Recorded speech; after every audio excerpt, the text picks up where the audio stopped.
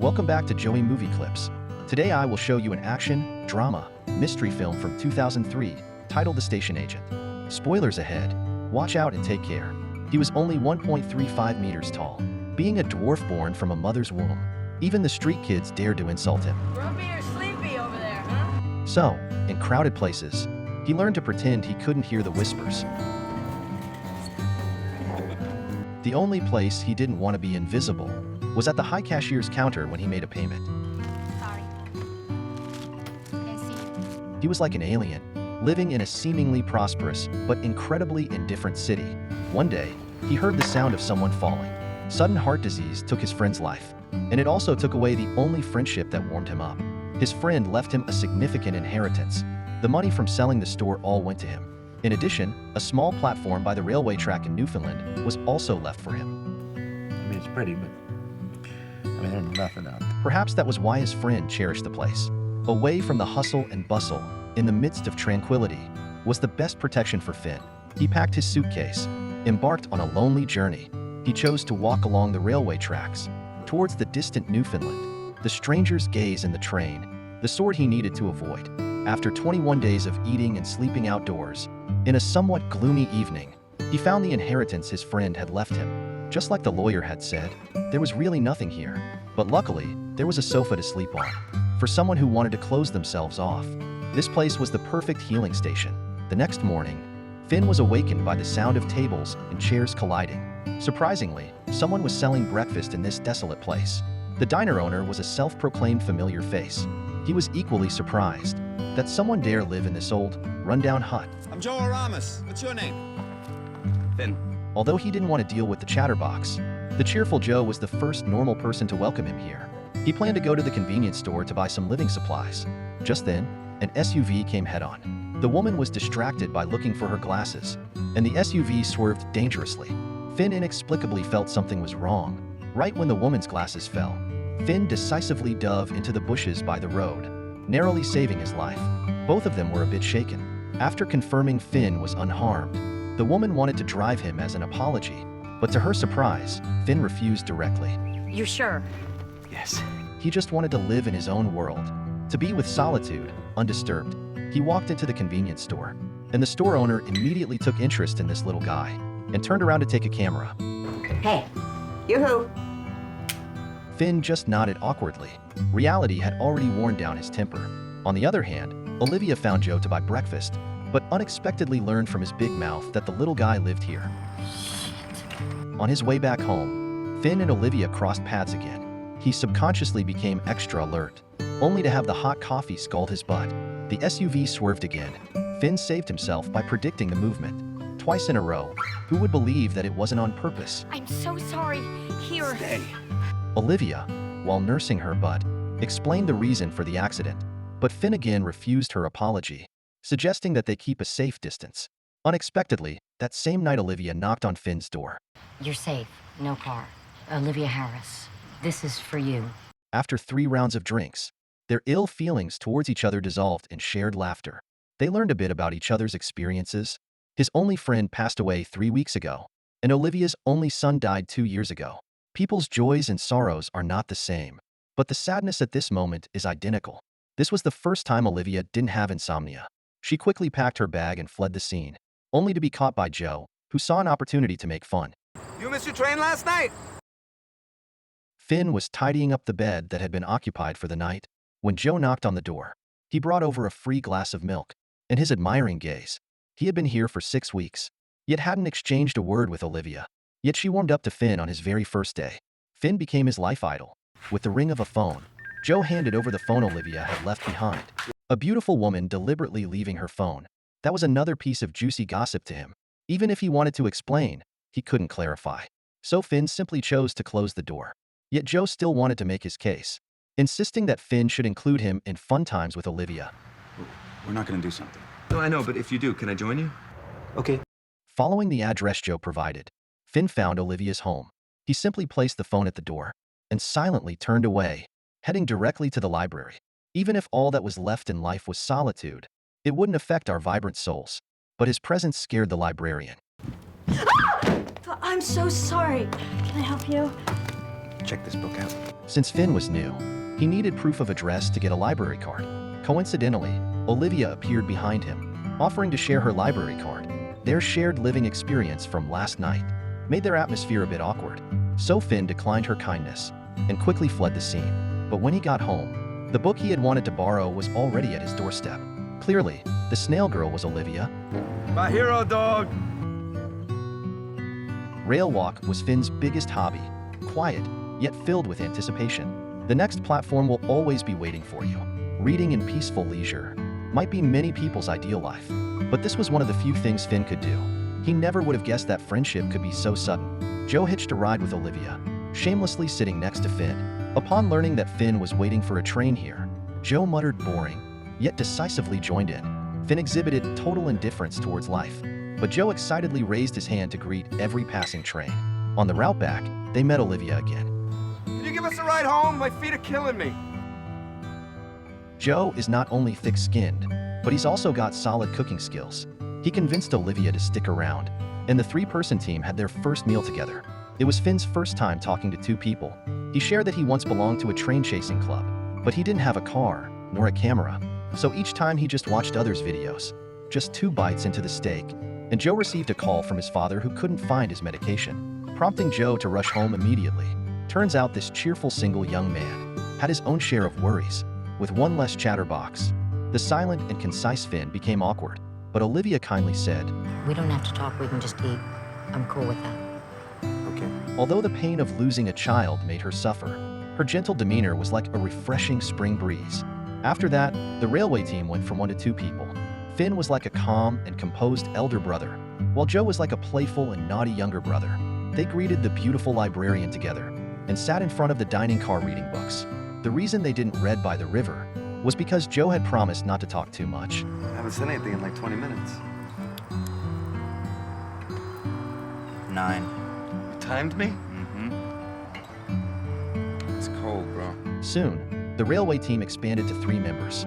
Abandoned bridges frightened Olivia a bit, but the beautiful scenery still captivated her.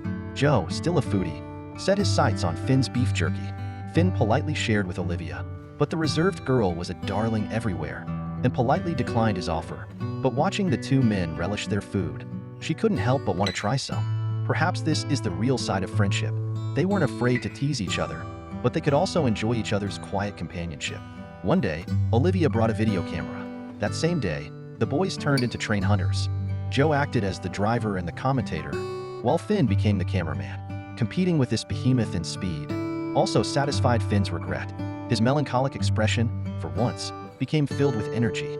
Dreams, as long as you don't give up, will one day bloom. They planned to watch the video at Olivia's home. It was the first time they learned Olivia was a painter. Joe was in charge of preparing food, while the 2 of them talked about life by the lake. This house was originally bought by Olivia's ex-husband to help her escape her memories, but seeing her husband also reminded her of their deceased son. So, the marriage came to an end. What made you pick Newfoundland? I wanted to live near Joe. This was the first time Finn made a joke. The loneliness has already become a thing of the past. Time always flies when you're in good company, and before they knew it, night had fallen. Since Joe was drunk, Olivia decided to have them spend the night. This was Olivia's son's room. His life was forever frozen in the joy of childhood. I fell off the monkey. I turned my head for a second. Olivia, who had been avoiding her tragedy for 2 years, opened up for the first time. The next morning, Olivia's ex-husband came looking for her. Worried because his ex-wife kept ignoring his calls, he decided to see if she was all right. Upon entering the house, he found a short young man and another one, a young chap having breakfast. To dispel the ex-husband's suspicions, Joe explained voluntarily. Joe. I think Olivia's sleeping, Mom. Tore it up last night, The frown on Olivia's face clearly showed her disappointment towards her ex-husband's action. No sooner had they stepped out of the room than a heated argument erupted. The pain of losing a child was a knot they could never untie. From that day on, the 3-member team was reduced to 2. Olivia seemed to have disappeared. She no longer bought breakfast from Joe, nor came for the rail walk. Even when she drove past the boys, she appeared to be avoiding them. Finn went to the convenience store, only to overhear the boss answering Olivia's call.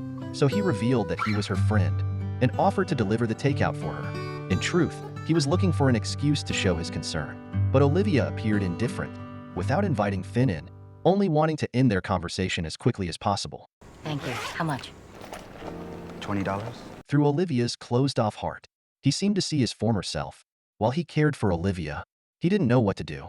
Finn entered the bar that he used to avoid, because he had planned to have drinks with Joe. However, instead of Joe, a young lady came. The librarian had also been stood up. I'm pregnant. She had planned to tell her boyfriend about the news tonight, but she involuntarily confided in Finn. The maturity developed through physical defects made him more trustworthy. Not until the two of them left did the unreliable boyfriend turn up. The girl was very disappointed by her boyfriend's behavior, but the boy violently pushed her to the ground. Finn immediately stepped forward to protect her, even though his weak strength could barely take care of himself. Go! Just go! Against the melancholic sundown, he returned to his own home. He had his own temper too. It's just that no matter how hard he tried, his deficient body would never change. The next day, he was furiously dismantling the train seat. Loneliness and melancholy once again shrouded him. No matter how Joe explained that he had failed to show up last night because his father suddenly became ill, Finn still couldn't emerge from his grievances. I want to be left alone, Joe. That's what I want. Since then, Finn was the only one left in the small rail squad. Everything seemed to never have changed. He walked alone, waited for the train alone, and watched the scenery alone, as loneliness ruled over the entire world. But once he had tasted friendship, could he bear to return to the past? Adults have their own pride. Finn cared about Olivia's situation, so he sat under the tree waiting for her every day. That day, he finally saw Olivia, but she was out of control, arguing with her ex-husband on the phone. Finn was worried, wanting to check on her, but Olivia vented her anger on him instead. Are you all right? You're not a child! Get off the fucking porch and leave me alone! He didn't care much about the harm caused by strangers, but the hurt by a friend struck him hard. With shattered self-esteem, Finn returned to the bar again. He drank one drink after another to drown his sorrows, but people's intentional or unintentional stares were all noticed by his sensitive heart. Here I am! Take a look! His suppressed rage exploded for the first time. Everyone was stunned, overwhelmed by his outrage. Temper and self-esteem were never the privileges of ordinary people. Finn was swaying on the railway track. He stumbled and fell, just as a train was speeding towards him. He didn't run away, but displayed a relieving smile, choosing to end his painful destiny. When the dawn broke the next day, Finn slowly woke up on the rail track. He was somewhat dazed, found only his pocket watch got crushed. A relieved smile appeared on his face. Indeed, living was always better. His small stature had saved him, preventing him from being ran over by the train. Fortune and misfortune come hand in hand. Perfection can be found even in imperfection. He hoped Olivia would think the same, but found her collapsed on the ground. She had consumed most of a bottle of sleeping pills. Fortunately, she didn't sleep for eternity. She murmured about her ex getting remarried and having another child, then broke down crying in Finn's arms. I want Sam back. Her ex-husband had moved on from the grief, but all she wanted was her own child. If there was something sadder than sadness, it was that the only person she loved chose to leave her, while she remained alone in the same place. She accepted Finn's encouragement and went for therapy with a psychologist. Finn helped her organize the cluttered house. If worries could be tossed away like garbage, then this house could become spotless. The first time they gathered here, Joe's phone number was dialed by Finn. True friends never hold grudges for any unpleasant words. He simply wants to cherish their hard-won friendship together. This was the first time Joe sat down to read a book quietly, and they were waiting for Olivia, who had been discharged from the hospital. The trio got back together. Joe returned to his post as a chef, while the other two admired the scenery. Later, Finn accepted an invitation from a little girl next door, put on a suit and went to the school, sharing his professional knowledge about trains. Even though he was once afraid of the mocking eyes of the people, he discovered that not everyone was judgmental. Therefore, accepting his own imperfections is the best attitude to live a good life. The three of them sat in front of the television, watching the video they had filmed while chasing the train, the conversation casually drifting from one topic to another, not deliberately seeking a beginning, nor pursuing an end. The story thus came to a beautiful close. Perhaps loneliness is the norm in life, but that doesn't stop us from making it better. If life is a dish, then friendship, family love, and romantic love are the best ingredients. No man is an island. As long as you hold hope, you will always encounter the good that can warm you. Every day in this world, many unfortunate events happen, and many lucky things happen too. They might be happening right beside us, or they might be very far away from us. Please let us offer more blessings and more understanding, because these attitudes represent love, and this is the source that makes everything better.